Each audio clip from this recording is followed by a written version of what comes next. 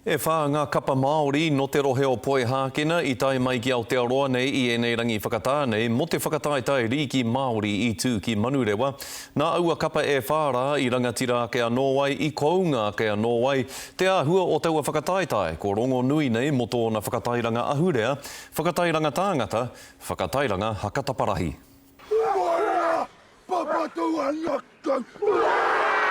He hui-huinga e puta I te ihi o te haka. I te rangi nei anei rātau e taia hahāna ki te motu.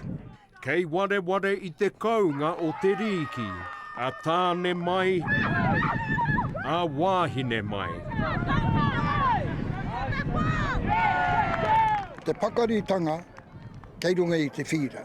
Ko lātau I te whakatuki-tuki ki te horiri. Nā, engari, I te mutu tō lātau tākaro tuki-tuki runga I te whira.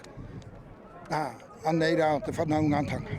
E hia mano ke I aro mai ki te reo karanga o te tono mana riki Māori ki Manurewa.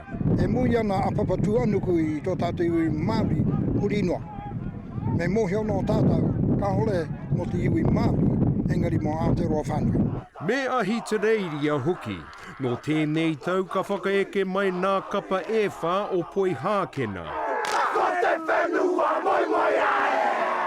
Kiki e nei tima e ngā kai tākoro e whai kirimana ana ki ngā kapa NRL, pēnā ia apirana pē whairangi o te kapa Eels. To have the four runanga from Poe Hākena is outstanding and well done to them because it's over 100 they had to bring back, 125 and it's a big effort but no, it's good to have them here. They certainly add to the flavour and to the entertainment of our tournament.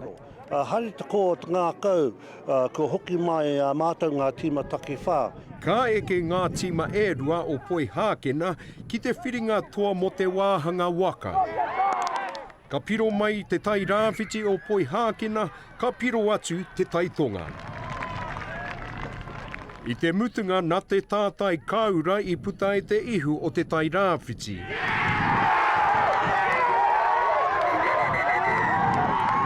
Ki te wāhanga matua o te whakataitai ka hau kere hia a tīhoi e te raki o Poe Hākena. Aha kua kapuhia ngā taonga e ngā tīma o Poe Hākena, ko ngai Māori te toa o te rā. It's really about being Māori. Māori celebrating being Māori, for Māori, by Māori, with Māori, yeah. Arana taumata, te karere.